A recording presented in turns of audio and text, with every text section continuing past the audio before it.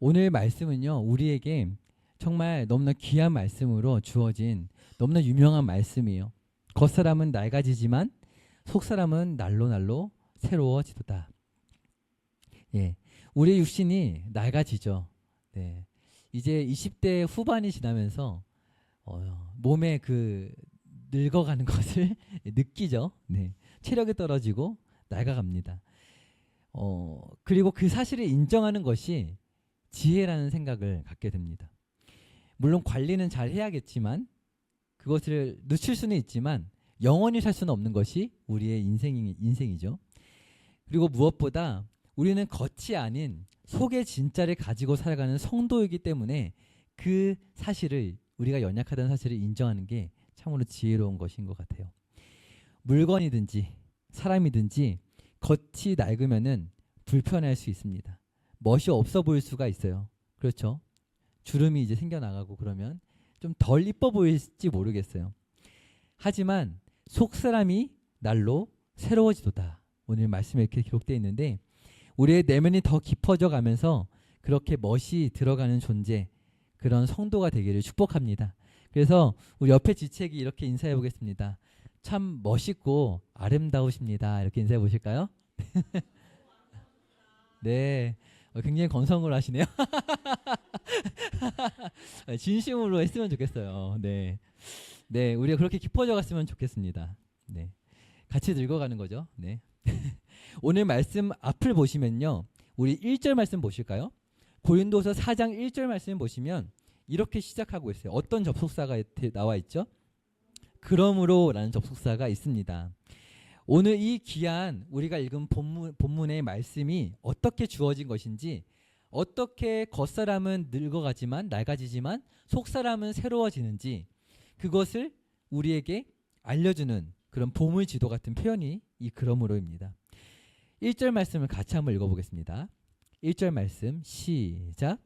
그러므로 우리가 이 직분을 받아 긍휼하심을 입은 대로 낙심하지 아니하고. 아멘. 네, 바울은 자신을 긍휼히 여기신 하나님을 바라본다라고 지금 고백하고 있어요. 그러면서 뭘 이야기하고 있어요? 두 가지의 이 글자로 든 단어가 무엇이죠? 1절의 키워드는 직분입니다. 직분. 직분하면 여러분 뭐가 떠오르시나요? 여러분 직분이 무엇인가요? 나이 들면은 받는 집사의 직분, 네, 결혼하면 받는 집사의 직분, 이런 거 떠오르시죠? 여기서 직분에 대한 바른 이해를 성경은 우리에게 가르쳐주고 있어요. 여기서 직분이라는 이 말은요, 원어를 살펴보니까 디아코니아라는 말로 기록되어 있어요. 따라해볼까요? 디아코니아. 네, 이 단어가 직분이라고 번역이 된 거예요. 자원하여 돕다라는 그런 의미가 이 단어입니다. 바울은 자신의 사도로서의 직분을 말하면서 동시에 그리스도의 신실한 일꾼으로 부름받은 모든 지체들에 대하여 말하고 있는 거예요.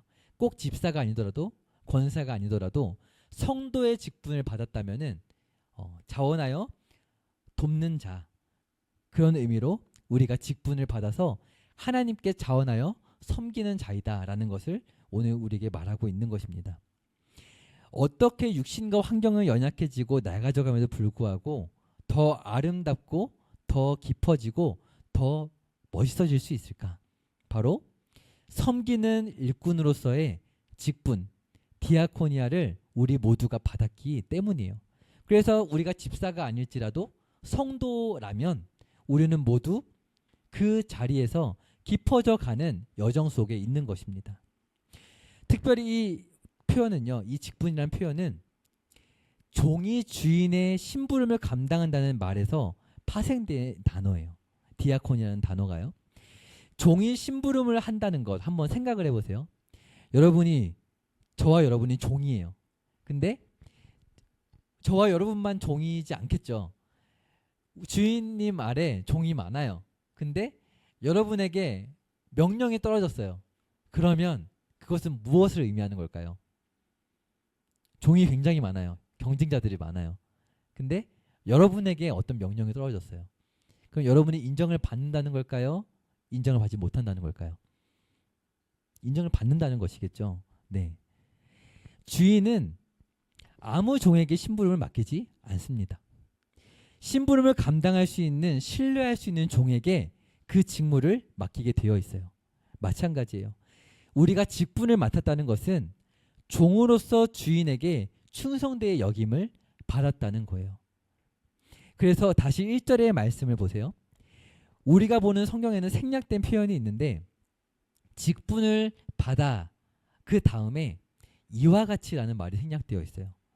이 말을 넣어서 우리가 다시 한번 읽어보면 좋겠습니다. 직분을 받아 다음에 이와 같이라는 말이 생략되어 있어요. 같이 다시 1절 읽겠습니다. 시작. 그러므로 우리가 이 직분을 받아 이와 같이 긍휼하심을 입은 대로 낙심하지 아니하고. 아멘. 약간 의미가 달라져요. 우리가 낙심하지 않을 수 있는 이유를 오늘 말씀을 통해 살펴보고 있는데 우리가 이것에 주목해야 합니다. 이와 같이 긍휼하심을 입은 대로. 이와 같이 긍휼하심을 입지 못했다면 나는 직분을 받지 못했을 것이고 그 직분을 허락하신 그 긍휼이 오늘도 여전히 나에게 부어지고 있다는 것을 오늘 사도 바울의 1절에서 우리에게 고백하고 있는 거예요.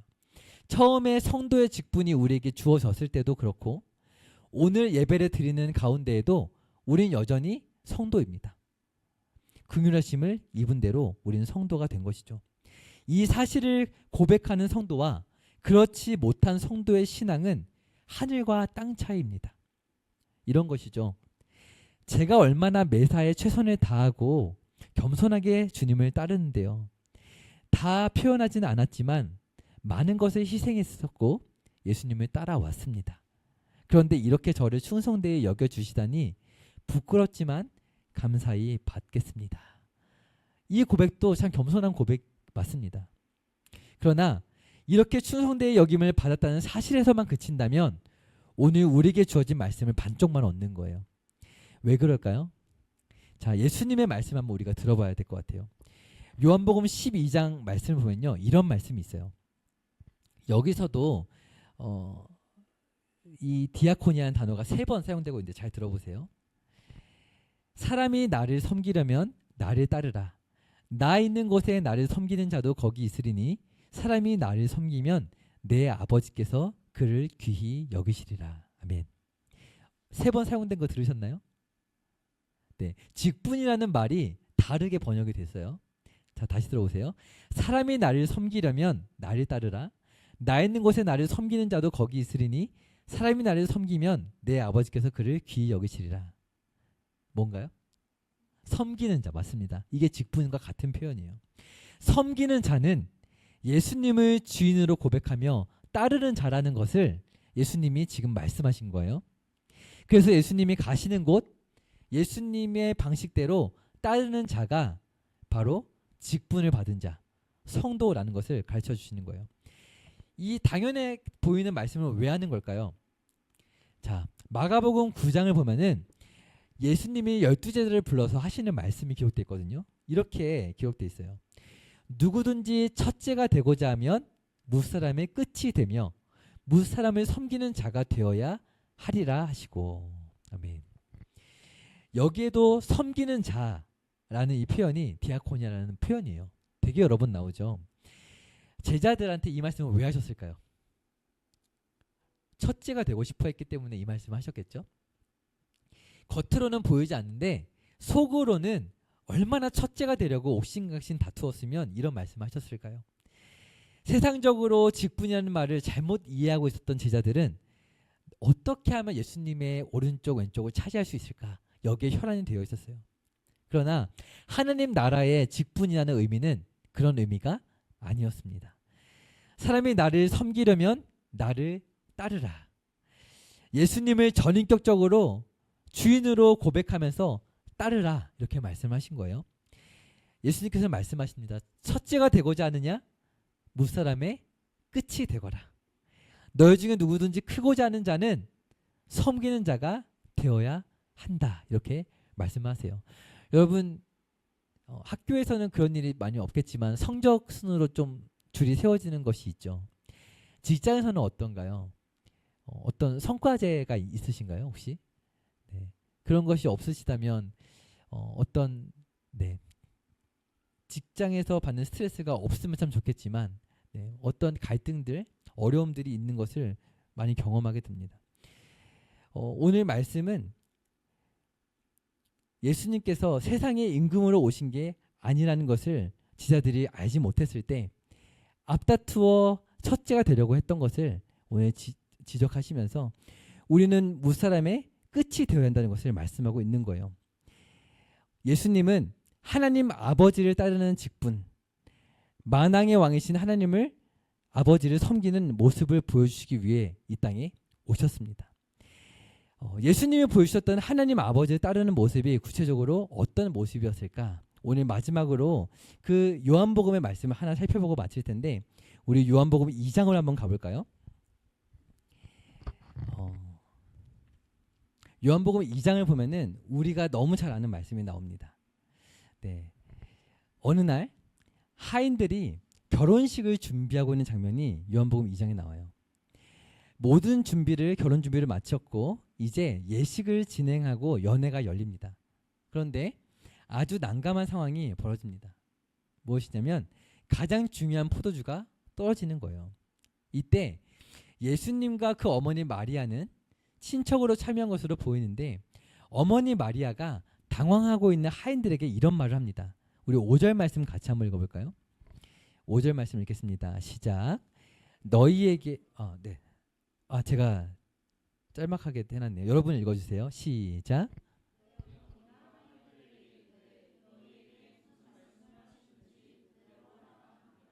네. 너에게 무슨 말씀을 하시든지 어떻게 하라고요? 그대로 하라. 하인들이 어떻게 했을까요, 여러분? 정말 그 말에 순종해서 그대로 따랐습니다. 예수님의 말씀을 따라서 어떻게 했냐면 정결 예식에 사용되는 돌 항아리가 있었어요. 거기서 물을 떠서 손을 씻었거든요. 그 항아리가 6개가 있었는데 거기에 물을 가득 채우라고 말씀하신 것에 순종하기 시작했습니다. 포도주가 필요한데 그 돌 항아리에, 손 씻는 돌 항아리에 물을 담으라는 거예요. 이게 왜 이렇게 말씀하시는 걸까 갸우뚱하지만 순종을 했어요. 그 항아리는 손 씻는 용도였지만 일단 따라보기로 한 거죠. 하나가 채워지고 둘이 채워지고 6번째 항아리까지 모두 채워졌어요. 그리고 그 물을 떠서 연회장에게 가져다 주라 하시는 그 말씀에 어떻게 했을까요? 가져다가 줍니다. 자, 그러자 어떤 상황이 펼쳐졌을까요? 우리 2장 9절 말씀 같이 읽어보겠습니다. 굉장히 중요한 말씀인데 시작. 연회장은 물로 된 포도주를 맛보고도 어디서 났는지 알지 못하되 물 떠온 하인들은 여기까지요. 네. 연회장은 몰랐는데 하인들은 알더라. 여기서 알았다는 말은 에이돈이라는 원어인데요. 보았다라는 뜻이에요. 보았다. 하인들이 뭘 보았고 뭘 알았을까요? 분명히 이 안에는 포도주가 있었어요, 없었어요? 없었어요. 손 씻는 물로 채워져 있어야 했던 그 빈 항아리들, 그 항아리들이 비어 있던 것을 먼저 봤습니다. 똑똑히 봤어요. 그리고 그 항아리들에 본인들이 손으로 물을 떠서 채워 넣었던 것, 물을 채워 넣었던 것을 분명히 보았습니다. 그리고 마지막으로 뭘 봤어요? 그거를 떠서 갖다 줬을 때 그 물이 어떻게 됐어요? 포도주로 변하는 것을 보았습니다. 이 말씀에서 중요한 것은 무엇일까요? 물로 만든 포도주를 맛보고 깜짝 놀라는 연회장의 반응이 아닙니다. 중요한 것은 바로 하인들이 보았고 알았다는 사실이에요. 비어있는 항아리를 물로 채우게 하고 포도주로 변하게 만드신 예수님의 말씀, 그 말씀의 능력을 보았고 알게 된 하인들이 이 말씀에서 예수님이 가르쳐 주고자 하는 핵심입니다. 이 하인들이라는 표현이 바로 디아코니아라는 말과 같은 말이에요. 직분자라는 말과 같은 말입니다. 하인들이 본 것이 무엇일까요? 요한복음 2장 11절 말씀 보시겠어요? 우리 11절 말씀 같이 읽어보겠습니다. 시작. 예수께서 이 첫 표적을 갈릴리 가나에서 행하여 그의 영광을 나타내심에 제자들이 그를 믿으니라. 아멘. 하인들에게 나타난 것은 왕 대신 예수님이 가지고 계셨던 창조주로서의 영원한 영광이었어요. 그것을 어떻게 설명할 수가 있겠어요? 근데 예수님은 그것을 어떻게 나타내 보이셨어요? 물을 떠다가 포도주로 변하게 하는 그 상황 속에서 하나님의 말씀에 순종해서 섬기는 자가 하나님의 직분을 맡은 자이구나라는 것을 보여주신 거예요. 그래서 사도 바울은 오늘 읽었던 본문으로 우리 돌아와 볼까요? 고린도서 4장에서 이렇게 고백하고 있는 거예요. 우리 고린도서 4장 16절 말씀 다시 한번 같이 읽어보겠습니다. 시작. 그러므로 우리가 낙심하지 아니하노니 우리의 겉사람은 낡아지나 우리의 속사람은 날로 새로워지도다. 아멘. 말씀 한마디 한마디로 빈 것을 채우시는 것을 하인들이 본 것처럼 오늘 우리도 그것을 보는 거예요. 우리는 빈 항아리와 같은데 날로 새로운 은혜로 채워진다는 거예요. 이것이 바로 직분을 받은 자 성도의 은혜인 줄 믿습니다. 아멘. 건강한 신앙의 비결, 오늘 우리가 낙심하지 않을 수 있는 이유는 바로 여기에 있어요. 우리가 어떻게 해야 낙심하지 않을 수 있나요? 우리는 무엇을 주목해야 하는가? 단순히 긍휼히 여겨주셔서 직분을 주신 것에서 더 나아가서 여전히 빈 항아리 같은 우리들, 점점 낡아지고 연약해지는 우리를 날마다 새롭게 채워주시는 그 은혜를 우리도 주목해야 할 줄 믿습니다. 그래서 우리 18절 말씀 볼까요? 같이 18절 읽어보겠습니다. 시작. 우리가 주목하는 것은 보이는 것이 아니요 보이지 않는 것이니 보이는 것은 잠깐이요 보이지 않는 것은 영원함이라. 아멘. 그 영원한 그것이 무엇인가요? 우리 6절 말씀 볼까요? 6절 읽어보겠습니다. 시작. 어두운 데에 빛이 비치라 말씀하셨던 그 하나님께서 예수 그리스도의 얼굴에 있는 하나님의 영광을 아는 빛을 우리 마음에 비추셨느니라. 아멘. 하나님의 영광을 알아가는 거예요. 빈 항아리 안처럼 어두컴컴한 우리의 마음속에 날마다 새로운 포도주를 창조해 주시고 채워주시는 하나님, 직분을 감당할 수 있도록 우리가 지금도 순수한지 모르겠지만 처음 그 첫사랑을 경험했을 때 뜨겁고 순수했던 것처럼 여전히 내가 순수하게 하나님을 사랑할 수 있도록 나를 이끄시는 거죠. 오늘도 여전히 내 인생에 무에서 유를 창조해내시는 그 하나님을 경험할 수 있게 해주시는 거예요. 그래서 7절을 한번 보세요. 너무나 주옥 같은 고백들이 있어요. 우리 같이 7절을 읽어보겠습니다. 시작. 우리가 이 보배를 질그릇에 가졌으니 이는 심히 큰 능력은 하나님께 있고 우리에게 있지 아니함을 알게 하려 함이라. 아멘. 우리 안에 있는 것으로 우리는 섬기고 신앙생활하는 것이 아닙니다. 저는 이것이 요즘 저에게 가장 와닿는 묵상의 포인트인 것 같아요. 너무나 해야 하는 많은 것들이 있는데 그런 것들이 어떤 행정적으로 막 쳐내는 것이 아니라 그것들을 조금이라도 감당할 수 있도록 어떻게 하냐면 또 하나님 앞에 기도하는 거예요. 내게 남은 힘이 사라지기 전에 빨리 가서 기도하는 거예요. 그러면 사라지지 않는 힘을 경험할 수가 있어요. 내 것이 아니니까 계속해서 구하길 간구하는 것이죠. 그래서 8절도 한번 같이 읽어보겠습니다. 우리의 삶에 이루어지길 간절히 소망하면서 8절 시작. 우리가 사방으로 우겨쌈을 당하여도 쌓이지 아니하며 답답한 일을 당하여도 낙심하지 아니하며. 아멘. 아무리 환경이 우리에게 열악해져도 날마다 야근을 해도 그래도 속사람을 새롭게 하시는 은혜가 있으면 견딜 수가 있는 거예요. 수당이 없어도 일을 할 수 있는 놀라운 일이 우리 안에 일어나는 거예요. 굉장히 바보 같지만 하나님을 바라볼 때 그런 일이 일어나는 것입니다. 그렇기에 참회하는 회개의 기도도 우리 안에 날마다 있을 수 있는 거예요. 하나님, 제가 여전히 저의 어둡고 빈 항아리 같은 심령을 주목하고 있습니다. 주님 이곳을 채워주시옵소서. 이렇게 기도하는 거예요. 이게 회개하는 기도입니다. 선한 마음을 창조하시는 주님, 제 속사람을 오늘도 강건하게 하여 주시옵소서. 밥 먹을 때 잠깐이라도 이렇게 기도하면 우리의 마음이 채워지게 되는 거예요. 이런 기도를 드릴 수 있기에 17절과 같이 고백할 수 있어요. 우리 마지막으로 같이 읽어보겠습니다. 17절 시작. 우리가 잠시 받는 환난에 경한 것이 지극히 크고 영원한 영광에 중한 것을 우리에게 이루게 함이니. 아멘. 이제 다가오는 한 주를 살아가면서 여러분에게 어떤 견딜 수 없는 그리고 굉장히 지치게 만드는 일들이 있을지 모르겠습니다. 네, 그런 일들이 있을 때 우리가 오늘 들은 말씀을 기억했으면 좋겠어요. 방금 읽은 17절처럼 환난에 경한 것이 지극히 크고 영원한 영광에 중한 것을 우리에게 이루게 함이니.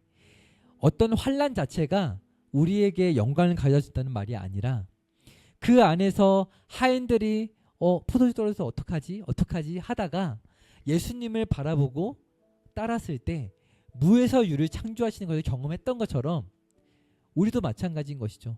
어떡하지? 어떻게 하면 좋지? 이런 상황이 왔을 때 하나님 지금 이 상황에 무에서 유를 창조하시는 하나님을 경험할 수 있도록 도와주세요. 이런 기도를 드려보는 거예요.